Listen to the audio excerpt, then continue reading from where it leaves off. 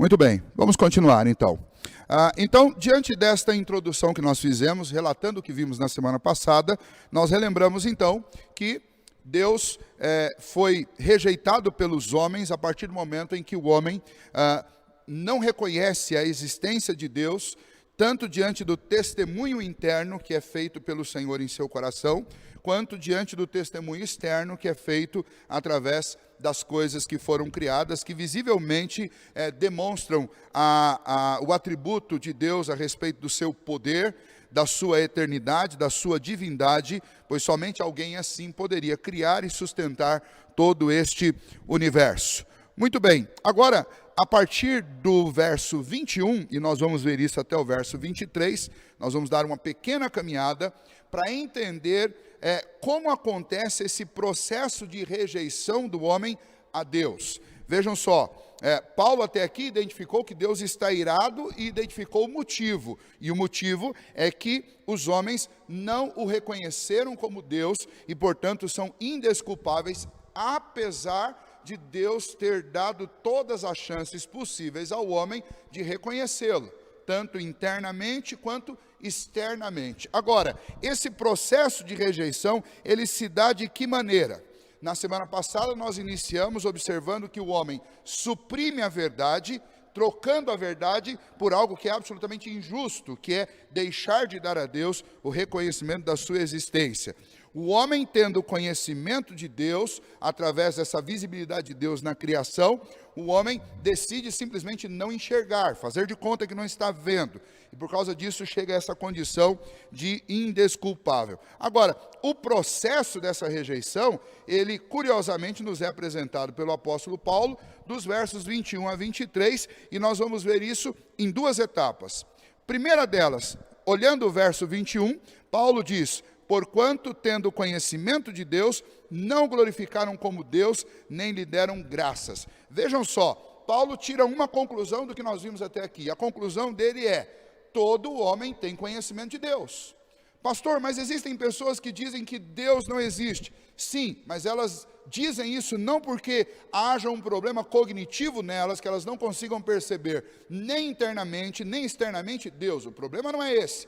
Embora a condição do intelecto humano foi gravemente afetada pelo pecado, embora as emoções, o coração, os sentimentos do homem estejam afetados pelo pecado, ainda assim reside no homem condição de enxergar Deus. Existe um resquício de consciência e existe na natureza, que embora também foi danificada por causa do nosso pecado, existe na natureza ainda esses traços de Deus, e então todo homem tem conhecimento de Deus. Paulo chega a essa conclusão. Todos os homens, tendo conhecimento de Deus, eles fizeram o quê? Eles não glorificaram. Então, o primeiro ponto para nós é que Paulo conclui que os homens conhecem a Deus, mas não o reconhecem como Deus.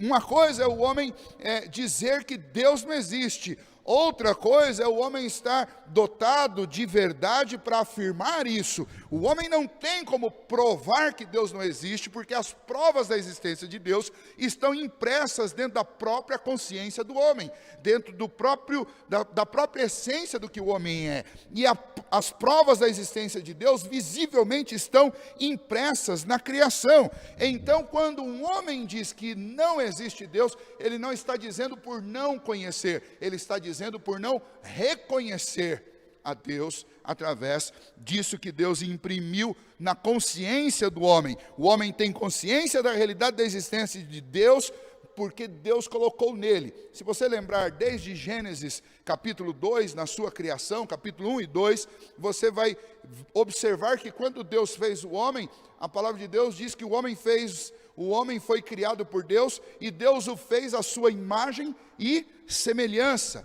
Esta imagem de Deus impressa no homem, por mais danificada que ela esteja pelo pecado, ela é um retrato da existência de Deus. Os atributos comunicáveis de Deus presente no homem, a essência daquilo que o homem é, traz em si aquilo que é chamado de imagem de Deus, ou imago Dei. Essa presença de Deus no homem é indiscutivelmente uma prova que torna o homem indesculpável, porque o homem sabe que existe Deus, porque o homem é para si mesmo uma prova da existência de Deus. Mas não apenas o homem, mas todas as coisas que foram criadas, a realidade da existência de Deus é incontestável. O homem não reconhece. Aí é uma questão moral e é um ato de desobediência.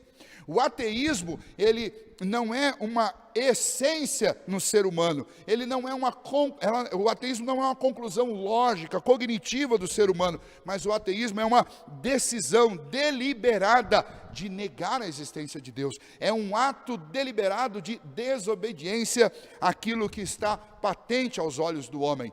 É fato, e nós vamos observar isso, vamos voltar nisso lá no final, que aonde existe um ser humano, em qualquer parte desse planeta, você vai encontrar este ser humano prestando adoração a alguém, dobrando os seus joelhos diante de alguém, buscando agradar alguém. Por quê? Porque como está impresso na consciência e na essência do homem, que ele é gerado por algo, que existe algo responsável por sua vida, está impresso na consciência, na essência do homem, que ele tem que adorar.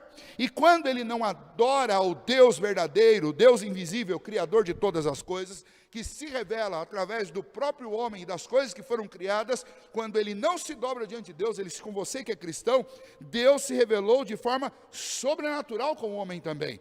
Como é que Deus fez isso? Deus fez isso através da sua palavra. Esta é uma revelação especial, sobrenatural. Deus veio e falou com os homens, falou a respeito de si, falou a respeito da sua vontade e especialmente falou a respeito do caminho de salvação. Esta obra definitiva de Deus, de se revelar, ela foi concretizada na própria pessoa de Jesus Cristo, que é a imagem de Deus e que revela como ninguém o próprio Deus. E por causa disso, não só os homens pagãos estão indesculpáveis diante de Deus, mas especialmente nós que temos acesso à palavra de Deus, somos também diante de Deus absolutamente sabedores da existência de Deus. Você que foi criado num lar cristão, você que cresceu numa família evangélica, teve a oportunidade de ouvir, de ler e de conhecer a respeito de Deus nas Escrituras, o homem que sabe dessas coisas, ele pode até não reconhecer a existência de Deus, mas ele sabe que Deus existe, ele conhece Deus, e o ato de não reconhecê-lo é um ato deliberado de desobediência.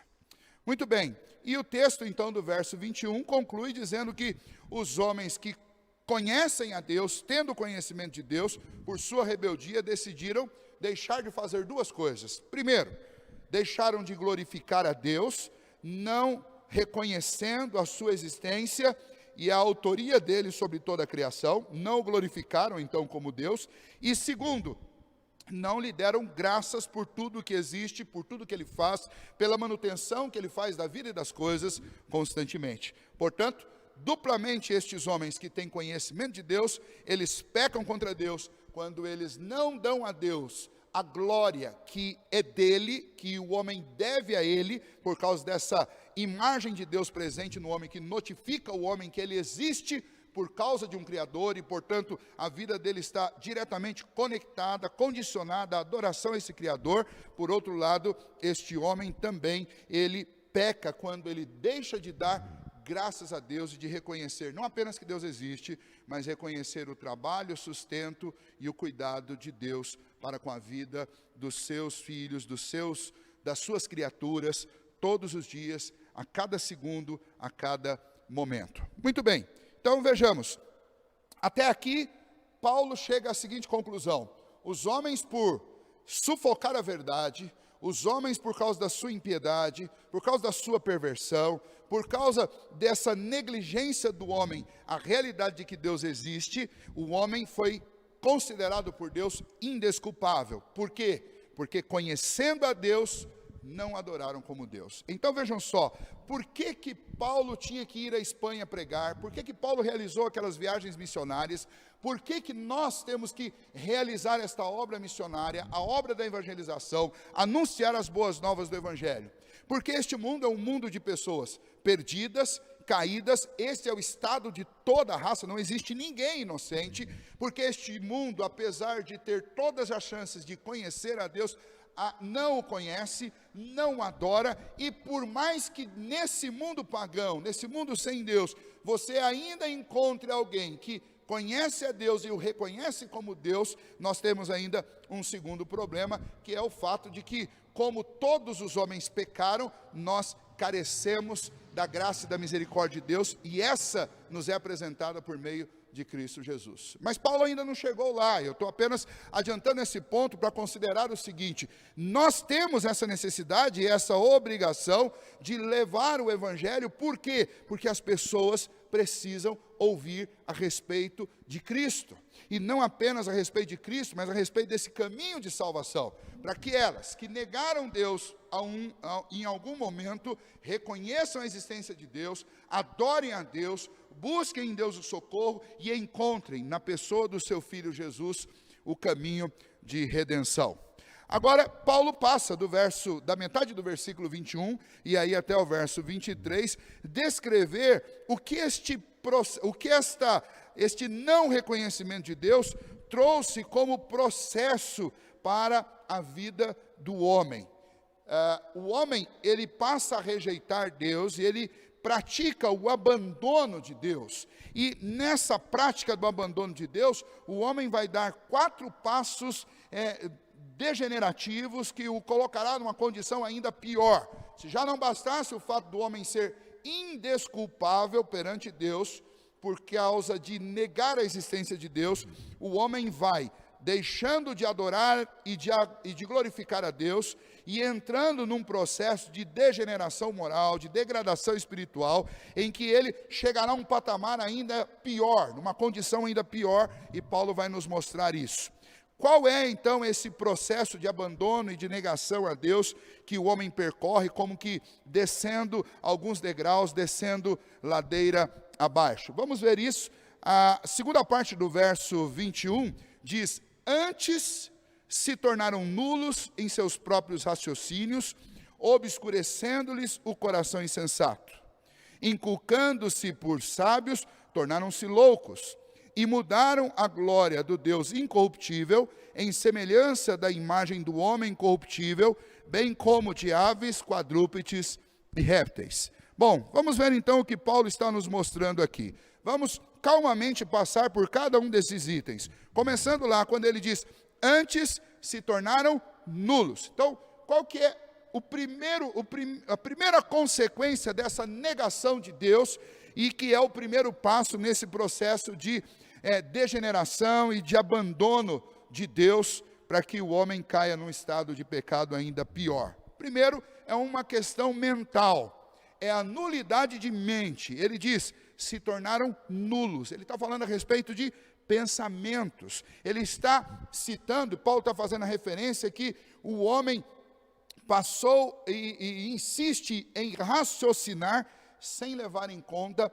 a existência de Deus. Quando o homem desce esse degrau da nulidade mental, de tentar de alguma maneira raciocinar, decifrar, responder às questões essenciais da sua vida, sem levar em consideração a Deus, anulando a existência de Deus na sua mente, o que acontece com o homem? Bom, vamos lá.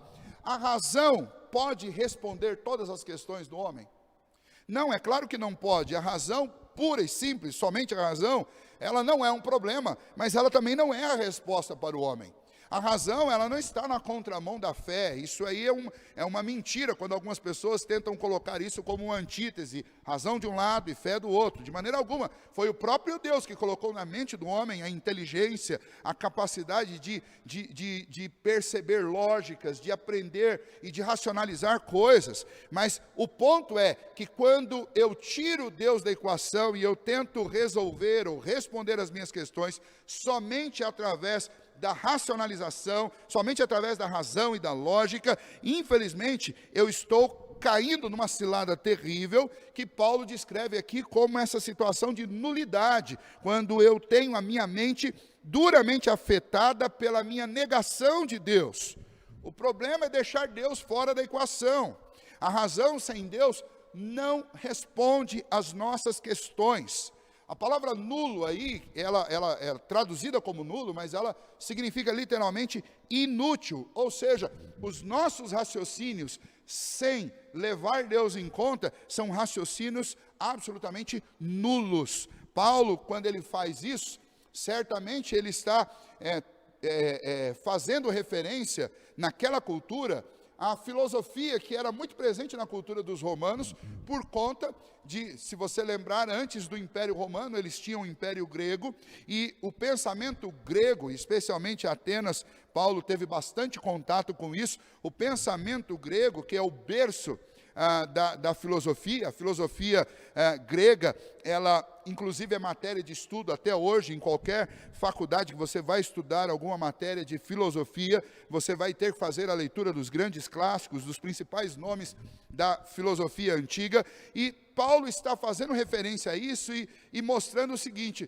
todos esses pensadores, todos esses filósofos, todas essas pessoas inteligentes, mas que raciocinam, que falam, que usam toda essa inteligência, anulando a existência de Deus, tentando dar respostas à humanidade, sem levar Deus em conta, elas não chegam a lugar nenhum, é absolutamente inútil. Elas vão levantar questões, elas vão estabelecer teoremas, elas vão estabelecer equações, mas elas não podem responder, porque toda essa razão humana, toda essa inteligência, todas essas filosofias, sem a presença de Deus, é como um quebra-cabeça onde falta a peça principal.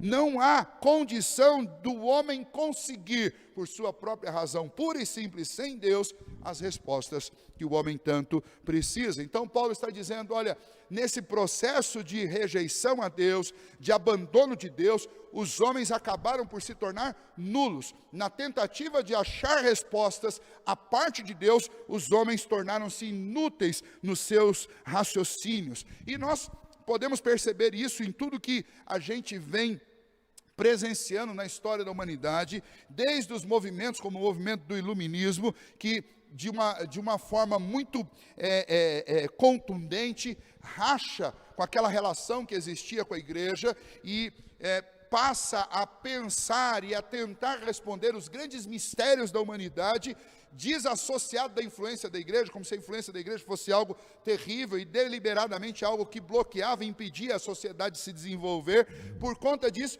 o homem se entrega ao racionalismo, se entrega a uma investigação e uma busca por resposta, baseando-se puramente na ciência que o próprio homem produz, e o homem no seu estado de queda produz uma ciência defeituosa, e o resultado disso é que o homem não encontrou respostas. Nós temos séculos de busca por respostas, nós temos centenas de milhares, milhões de páginas escritas de investigação científica humana e o homem não consegue achar respostas. Nós continuamos encontrando pessoas deprimidas, nós continuamos encontrando pessoas extremamente formadas em termos acadêmicos, mas que não conseguem lidar com relacionamentos interpessoais, que não conseguem lidar com a sua vida profissional, que não conseguem nem lidar com as suas emoções, e muitos desses grandes filósofos, muitos desses grandes pensadores acabaram por pôr fim à própria vida por não suportarem a existência neste mundo, negando Deus, negando a existência de Deus, porque toda a razão humana, todo o racionalismo, toda a inteligência, toda a ciência sem Deus não passa de algo inútil, nulo. Não significa que para aqueles que têm a fé em Deus e que seguem ao Senhor Jesus e que buscam conhecer a Deus na palavra, o homem vai negligenciar a ciência, o homem vai deixar de estudar, vai deixar de se aplicar e de investigar. Não, de maneira alguma, muito pelo contrário. Na semana passada nós falamos sobre isso. O berço da ciência moderna foi a Europa, e uma Europa cristianizada. O cristianismo, inclusive, liberta o homem para que o homem consiga pensar e para que o homem consiga investigar as coisas que foram criadas sem ter o medo de que de alguma maneira está passando bisturi no próprio Deus, como alguns pensam que Deus está em forma de energia presente em todas as coisas. Muito pelo contrário, o cristianismo liberta o homem desses pensamentos que são pensamentos arcaicos, mas ao mesmo tempo nós temos que considerar que tentar fazer essa ciência sem levar Deus em conta também é uma loucura. A boa ciência, ela não contradiz as Escrituras.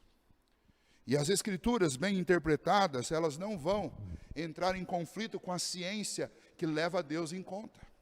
Mas o conflito existe quando você tenta criar ciência e fazer e dar respostas intelectuais para questões da vida sem levar Deus em conta. Agora, o que Paulo está mostrando para nós é que nessa tentativa de anular a existência de Deus, de negar a Deus, de abandonar esse conhecimento da existência de Deus, o homem se entregou a raciocínios que são absolutamente inúteis e que são mentirosos, que são raciocínios falazes, como Paulo faz referência lá em Colossenses.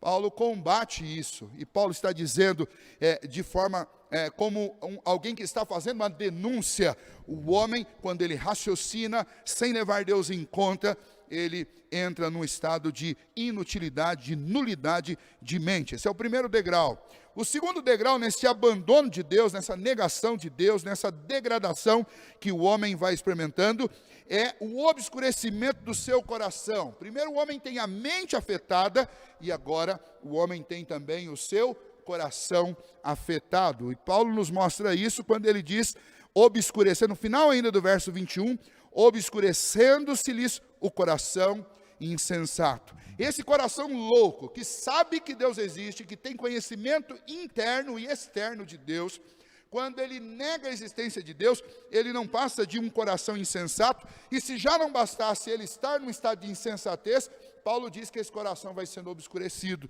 esse coração passa a viver em trevas.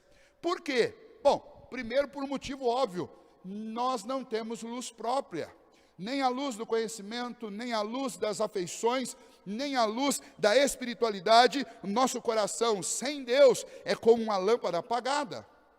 E Paulo, o que ele está mostrando é que quando o homem nega a existência de Deus, quando o homem não reconhece a existência de Deus, o homem se torna absolutamente um ser em trevas. O seu coração fica obscurecido, não apenas insensato, mas obscurecido. O coração em trevas leva o homem a uma condição de perdição. O homem fica completamente desorientado. E aí é que surge a gravidade do problema, que inclusive nós identificamos em todas as nossas relações no momento em que nós estamos vivendo. O coração em trevas, assim como qualquer um de nós sem uma lâmpada no escuro, ele se torna um coração perdido, absolutamente incapaz de enxergar, de sentir, de reconhecer qual é o seu caminho. Ele não sabe para onde vai. Então, hoje ele está apaixonado por uma determinada coisa, mas amanhã aparece uma outra novidade e ele acha que é aquilo. Hoje ele sonha em fazer uma determinada coisa, mas a ausência de Deus no homem para iluminá-lo a respeito da direção que seguir, faz com que ele vá saltando de paixões em paixões e ele simplesmente não encontra a resposta e nem muito menos o caminho. O homem não consegue nas trevas discernir a direita da esquerda, ele não consegue discernir o certo do errado, ele não consegue discernir o justo do injusto, ele não consegue discernir a verdade da mentira. E o resultado é que nós chegamos a um estado, como nós estamos hoje, em que a humanidade, ela abraça, ela se apaixona por conceitos que são absolutamente loucos. Vou dar alguns para vocês. Primeiro deles, é muito comum, e você vai ouvir isso em qualquer discurso, é o relativismo aplicado a todas as áreas do conhecimento. O relativismo, a proposição do relativismo, que começa com Einstein e com as propostas dele de revisitar todos os teoremas da física e contestar aquilo que tinha sido considerado como uma verdade absoluta antes e mostrar que existem outras abordagens, quando isso foi tirado do campo da física e foi exportado para outros campos, como, por exemplo, o campo da moralidade, o campo da verdade de forma genérica, que se aplica a todas as áreas do conhecimento, nós passamos a ter um grande problema. O homem perdido em trevas abraçou uma ideia que é uma ideia louca, simples. Vejam só, nós vivemos num mundo onde temos aproximadamente 7 bilhões e meio de pessoas.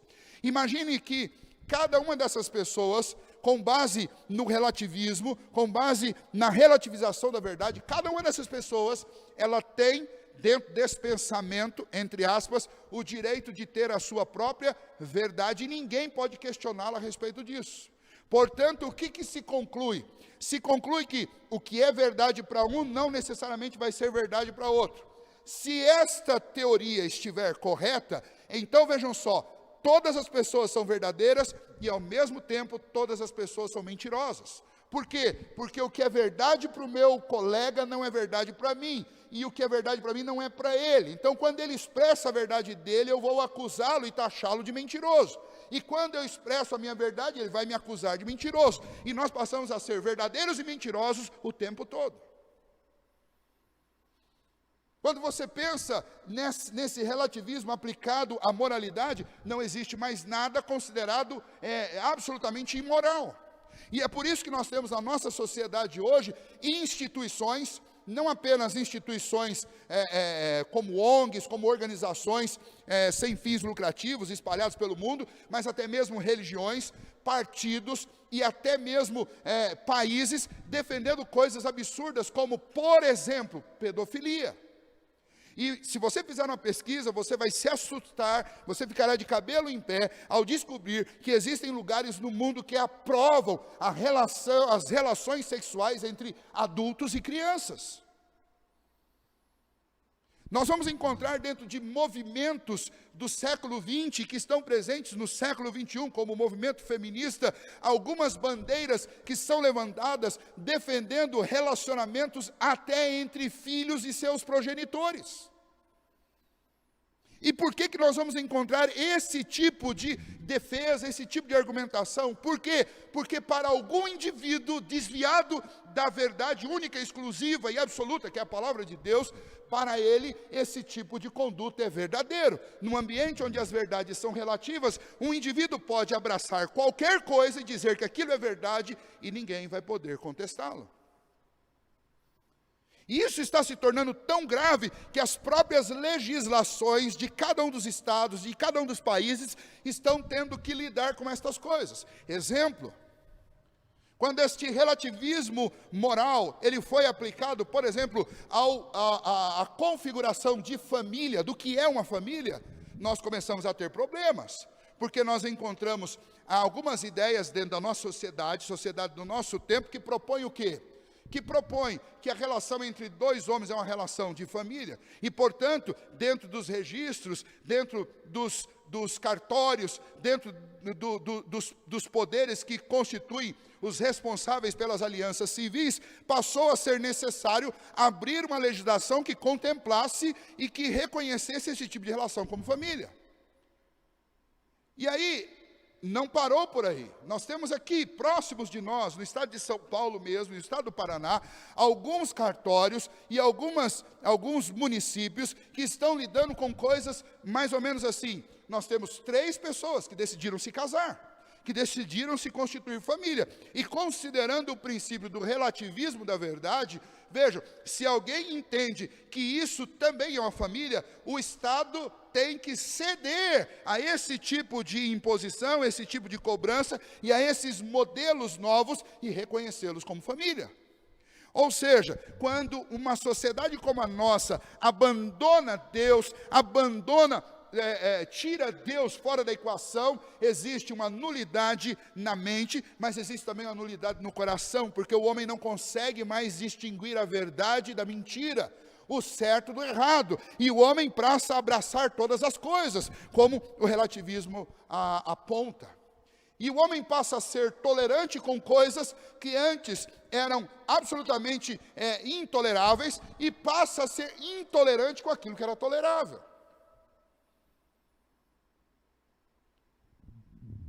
Há cerca de 2 meses, a ONU, numa das suas reuniões, não a ONU totalmente, mas os seus representantes, numa das suas reuniões, discutia a respeito de um conselho que ela estava oferecendo para algumas nações que são ali representadas, de que abolissem o uso do termo esposo e esposa. Por quê? Porque esses 2 termos, eles remetem ao conceito judaico-cristão de família. E a loucura está se estabelecendo porque aonde a ciência, a biologia e a própria escritura confirmam que uma relação só pode acontecer de forma frutífera entre um macho e uma fêmea, e isso é uma família. E por consequência, um macho e uma fêmea são capazes de procriar e de gerar a sua prole. Agora nós temos legislações, nós temos instituições, nós temos indivíduos defendendo que isso não é família, e que, aliás, a sociedade do nosso tempo precisa combater esse conceito, porque esse é um conceito judaico-cristão. E a gente sabe que isso não é apenas um conceito judaico-cristão, isso é um conceito biológico. Mas esse é o estado do mundo em que nós vivemos. Veja, o abandono a Deus leva à nulidade de pensamento, Romanos 1:21, a nulidade, o obscurecimento do coração, que não consegue mais distinguir o certo do errado. E por causa disso, o homem, apesar de se envolver, apesar de abraçar muitos conceitos ditos progressistas, o homem continua cada vez mais infeliz. A sociedade continua cada vez mais arrebentada. O homem continua cada vez mais obscurecido. A sociedade continua cada vez mais precária. Por quê? Porque simplesmente um coração em trevas e uma mente inútil não são capazes de responder e nem de saciar as necessidades e as dúvidas do homem. Terceiro degrau nesse abandono e dessa negação de Deus e suas consequências.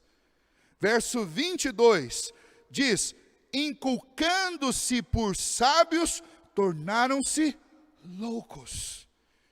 Cegueira, nulidade de mente, obscurecimento de coração e cegueira da vida, falta de senso, de autoavaliação. O homem não consegue se autoavaliar, o homem não consegue avaliar a sua real condição. O homem olha para si e ele se considera alguém que progrediu, vejam bem, se consideram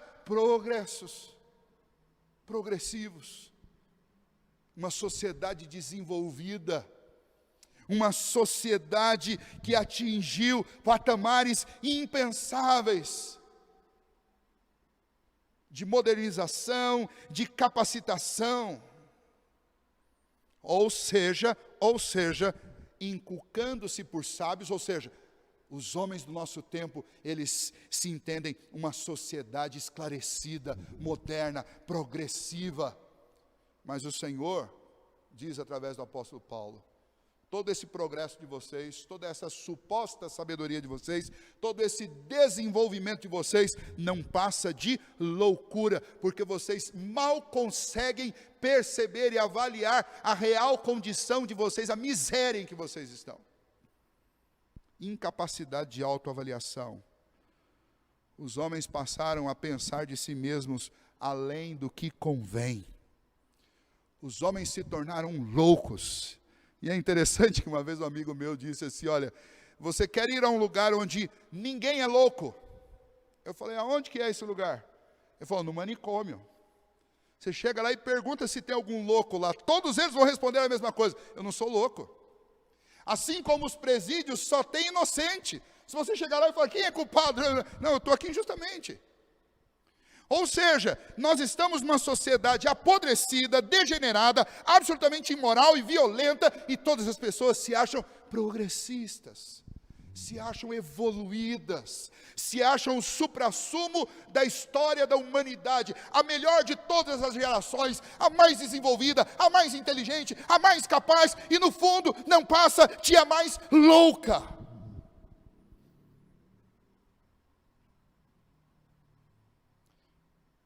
Usando ainda essas ideologias do momento para ilustrar o que nós estamos vivenciando. Eu vou usar uma dessas ideologias, que é, por exemplo, a ideologia de gênero. Essa é uma das provas de que os homens, inculcando-se por sábios, tornaram-se loucos. Porque dentro do conceito da ideologia de gênero, há uma dissociação entre o gênero e entre a biologia. E então os indivíduos, eles biologicamente só podem nascer macho ou fêmea. Mas a ideologia de gênero separa o gênero da biologia e vai dizer o seguinte: você pode ter 52 gêneros diferentes até o momento. E aí você tem o homem que nasce homem, mas acha que é mulher. Você tem a mulher que nasce biologicamente mulher e acha que é homem. Você tem, e eu não sei nem dizer o que seriam esses outros 50, mas no meio disso você tem gente que acha que nasceu cavalo no corpo de um homem. Tem um camarada na França. Esse mesmo indivíduo teve uma época da vida dele que ele achava que ele era uma árvore. E as loucuras, elas vão por aí. E detalhe, a nossa sociedade está tão obscurecida, tão nula de pensamento, que ninguém pode chegar para esse indivíduo e dizer que ele está doente. Que ele tem uma doença moral, e que ele tem uma doença mental, e que ele tem uma doença espiritual, porque isso é doença. E aliás, dizer que isso é doença, na nossa sociedade, está se tornando um crime. Nós estamos a um passo de que a censura nos impeça de dizer essas coisas, de ler as Escrituras, que afirmam categoricamente que isso é loucura. Esta sabedoria do homem, Deus olha para ela e diz: isto é loucura, é loucura. Porque os homens se tornaram sábios. E sabe por que tudo isso acontece? Tudo isso acontece porque o homem, sabendo que Deus existe, tendo conhecimento de Deus, não o reconhece como Deus, não lhe dá glória, não lhe dá graças, e por causa disso se torna nulo no seu pensamento, obscurecido no seu coração, e se torna absolutamente cego, porque ele se acha sábio, quando na realidade ele está num estado de loucura. Eles confundem teorias e ideias com mentiras e com verdades. Vejam só, nós podemos citar a teoria evolucionista, que é uma das teorias para o surgimento da vida. Primeiro item: tudo o que Darwin disse, toda a informação que temos dentro desse parênteses enorme da teoria da evolução, chamada de darwinismo, tudo isso ainda é teoria. Teoria. Agora, abra o livro do seu filho que está no 2º grau, abra o livro da sua filha que está no ensino fundamental, encontre essa matéria lá e veja se você achará a palavra teoria lá. Você não achará, porque até os homens intelectuais, até os acadêmicos e até aqueles que deveriam ser os pais pedagógicos dos nossos filhos, para educá-los nas ciências, eles confundem teorias e ideias com a verdade. E ensinam mentiras como se fossem verdades. Vamos tratar desse assunto? O darwinismo está passando por revisões anualmente. Por quê? Porque a ciência moderna está desacreditando essas ideias de Darwin. Quando nós pensamos a respeito da questão da seleção natural, há um pensamento dentro do evolucionismo, dentro do darwinismo, que todo processo evolutivo, ele é um processo de aprimoramento. Mas o que a biologia vai mostrar é exatamente o contrário. Todo processo de evolução é um processo de fatiação, é um processo quando você extrai alguma coisa, de mutilação. Esse processo de mutilação, ele não torna o indivíduo melhor, ele apenas torna o indivíduo adaptado à situação em que ele está, e essa adaptação é sempre tirando algo que ele tinha anteriormente, nunca dando nada novo. Assim como todas as coisas no universo nunca caminham do desorganizado para o organizado, mas exatamente o contrário, é o oposto do que Darwin disse. As coisas do universo, elas caminham da organização para a desorganização. Se você tem dúvida disso, olhe para o seu quarto. Se você tem dúvida disso, olhe para a sua casa, olhe para o quintal da sua casa, olhe para o seu comércio. E me diga se existe uma única ocasião em que você não precisa fazer nada para que as coisas se organizem. E acreditar numa organização espontânea é absolutamente um equívoco, é se achar sábio quando na realidade você é louco. E desde as descobertas e do mapeamento do DNA humano que foi concluído é que é impossível que algo espontâneo possa gerar as especificações, a ciência, o modelo, a complexidade de um DNA humano. E a partir da descoberta e da leitura, do mapeamento do DNA do homem, a própria ciência tratou de corrigir algumas ideias tolas de Darwin. E nessa correção surgem novas teorias, como a teoria do design inteligente, que apesar de não ser cristã e de não reconhecer o Deus que é apresentado nas Escrituras como a fonte de todas as coisas, mas reconhece que por trás de algo tão específico, de algo tão complexo, de algo tão linear e tão perfeito quanto um DNA, é necessariamente resultado de uma mente mais inteligente. Por trás disso existe algo inteligente e poderoso que foi capaz de criar. Mas o homem que nega a existência de Deus, o homem que abandona esse conhecimento de Deus, pelo obscurecimento da sua mente, do seu coração, ele se acha sábio, quando na realidade ele não passa de um louco, porque ele perde a capacidade de autoavaliação. E o quarto degrau nessa degeneração, Paulo vai nos afirmar isso quando ele diz: e mudaram a glória do Deus incorruptível. E passaram a adorar formas como a do homem, de quadrúpedes, de répteis, de aves, passando a praticar a idolatria. E aí nós chegamos à consequência desse abandono. Num primeiro momento, Paulo identifica toda a raça como homens indesculpáveis. Mas esses homens indesculpáveis, eles, na sua negligência e no seu abandono de Deus, eles desceram a ladeira, e esse processo de degeneração os levou para uma condição ainda pior. Além de indesculpáveis, eles se tornaram idólatras. Por quê? Vou voltar àquilo que eu citei lá no começo.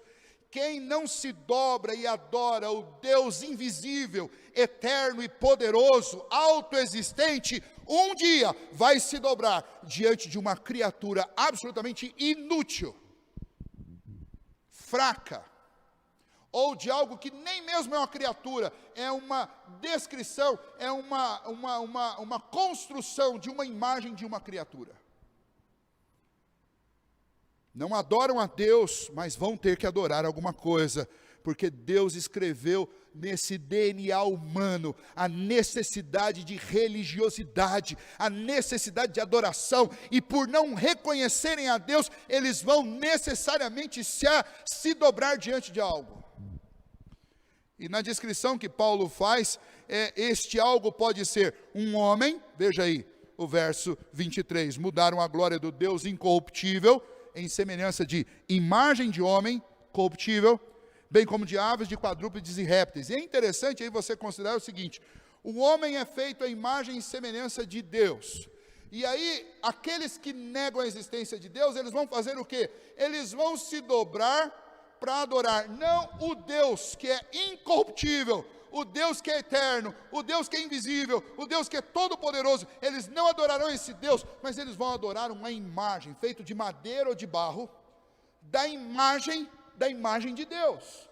Veja, como isso? Deus fez o homem à sua imagem e semelhança, ou seja, o homem é a imagem de Deus. Quando alguém adora uma estátua, está adorando a imagem da imagem de Deus. E isso quando a adoração é dada para um objeto feito pelas mãos do artífice, que corresponde à imagem de um ser humano. E provavelmente, quando Paulo faz essa menção, ele está denunciando o culto ao imperador, o culto a César. Porque exigia-se no primeiro século que, inclusive os cristãos, muitos morreram por causa disso, era exigido que eles reconhecessem a divindade do imperador romano. E eles não fizeram isso. Os cristãos não faziam isso, por isso eram mortos. Mas os pagãos faziam, adoravam. E não apenas isso, se você pegar ao longo da história antiga e até os dias de hoje, você vai encontrar muitas culturas, como as culturas antigas, que adoravam animais. Se você lembrar da situação que o povo hebreu enfrentou lá no Egito, que viveu no meio de uma sociedade pagã, idólatra, que adorava não o Deus verdadeiro, mas adorava muitos ídolos. Eles adoravam o Nilo, eles adoravam o touro, o animal, eles adoravam as serpentes, eles adoravam uma construção feita com corpo de ser humano e cabeça de rãs, eles adoravam todas essas coisas. O próprio povo hebreu, quando saiu do Egito, extremamente influenciado por esse pensamento idólatra, eles fizeram um bezerro de ouro para adorar.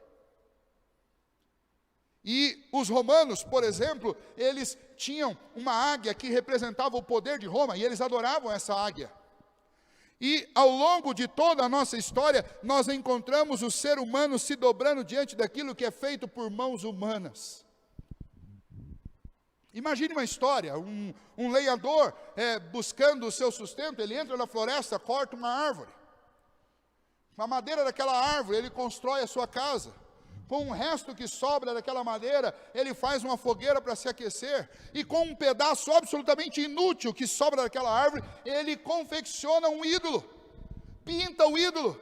Coloca o ídolo num lugar estável, porque ele é tão inútil que se ele cair da prateleira, ninguém pode colocá-lo lá de volta. Aliás, ele por si mesmo não pode se colocar lá de volta. É necessário que alguém o pegue e coloque lá.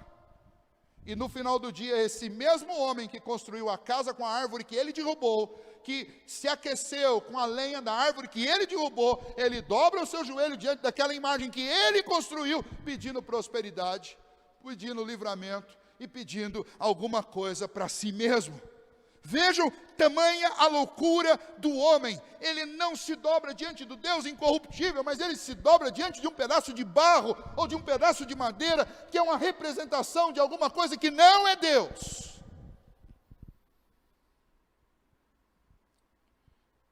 Paulo está dizendo, o abandono do conhecimento de Deus, a rejeição de Deus, coloca o homem numa descendente, ladeira abaixo, numa condição degradante, onde esse homem se torna nulo de pensamento, inútil no seu raciocínio, se torna obscurecido de coração, se torna cego, não consegue se autoavaliar e, por fim, cai de joelhos diante daquele que não é o Deus incorruptível e adora a criatura ao invés de adorar o Criador. Nós poderíamos citar as idolatrias modernas. No nosso tempo, nós estamos vendo loucuras de idolatria.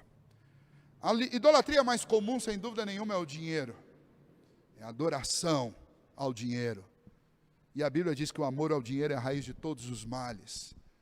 O idólatra do dinheiro é o ganancioso, é aquele que vive pelo dinheiro, só pensa no dinheiro.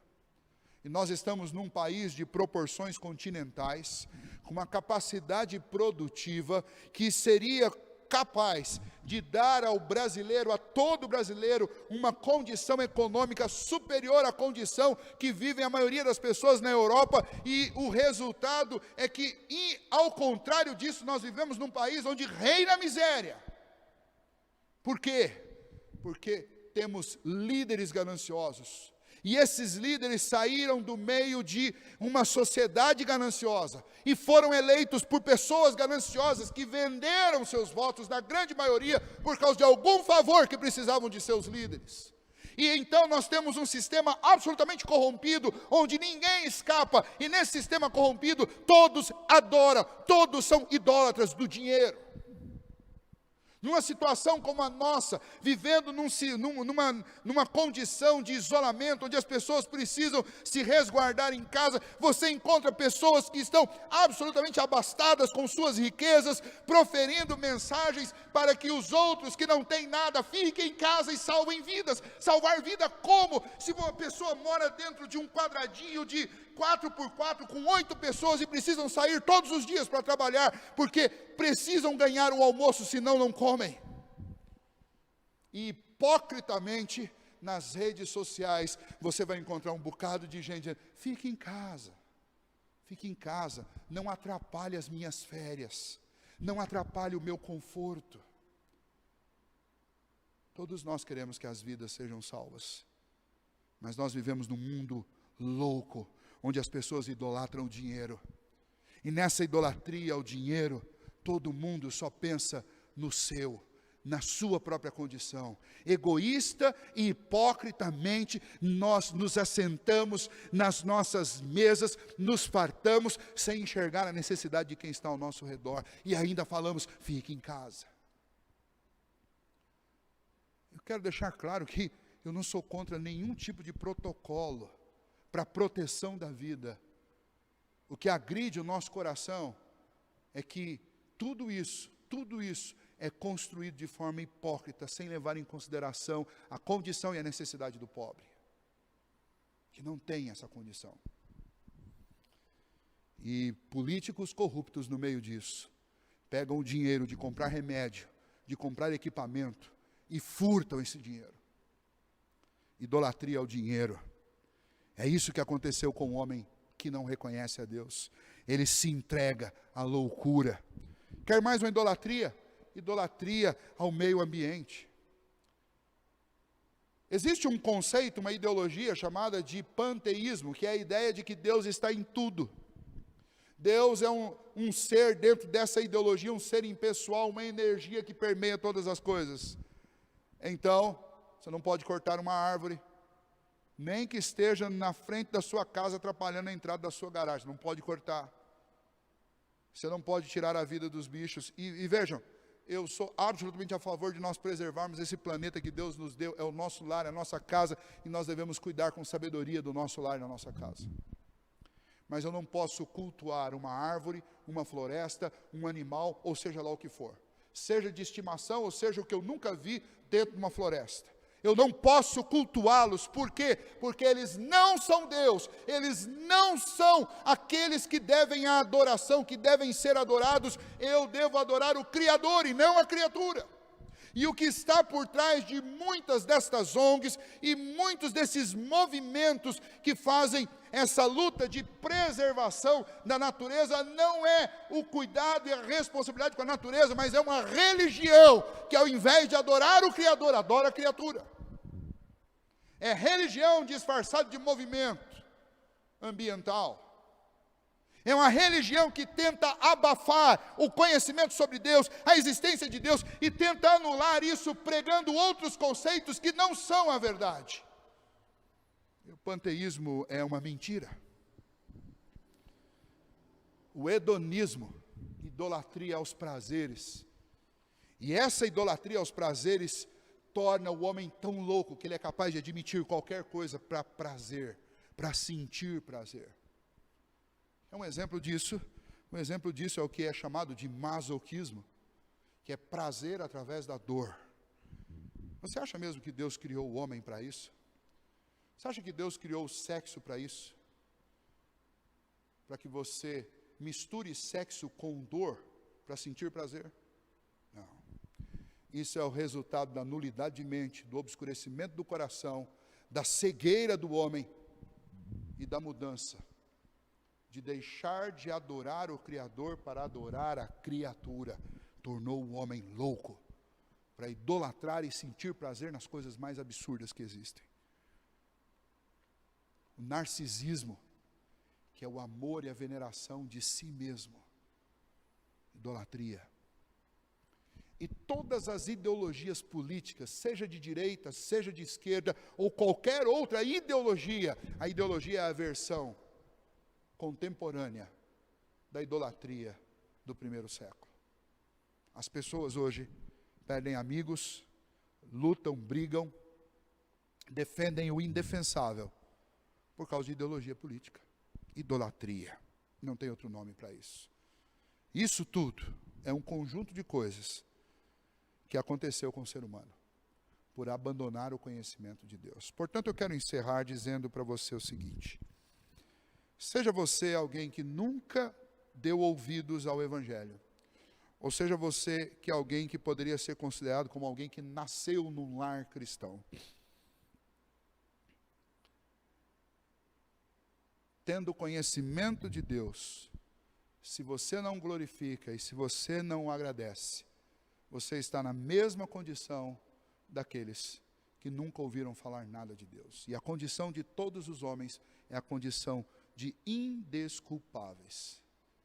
E essa condição, ela está agravada, porque na nossa negação de Deus, nós nos tornamos nulos de pensamento, obscurecidos de coração, cegos a respeito de nós mesmos, e acabamos deixando de dar glória ao Deus incorruptível para adorar a criatura, para adorar aquilo que não é Deus. Portanto, eu quero convidá-los a fazer uma avaliação do que está acontecendo na sua vida.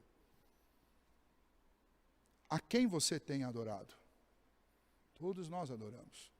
Uma vez, num acampamento de jovens, um pregador disse assim, eu estava sentado na plateia e ouvia, ele disse: quais são os pensamentos que ocupam a sua mente a maior parte do dia? Porque são estes pensamentos que descrevem o que você adora. Se a maior parte do seu dia você pensa em dinheiro, você é um adorador do dinheiro. Se a maior parte do seu dia você pensa numa pessoa especificamente, você está adorando um homem ou uma mulher. Se a maior parte do seu dia você pensa em política, você está adorando uma ideologia política. Se a maior parte do seu dia você pensa no seu filho ou no seu pai, você está adorando uma pessoa. Porque aquilo que ocupa a maior parte do nosso tempo é precisamente aquilo que nós adoramos.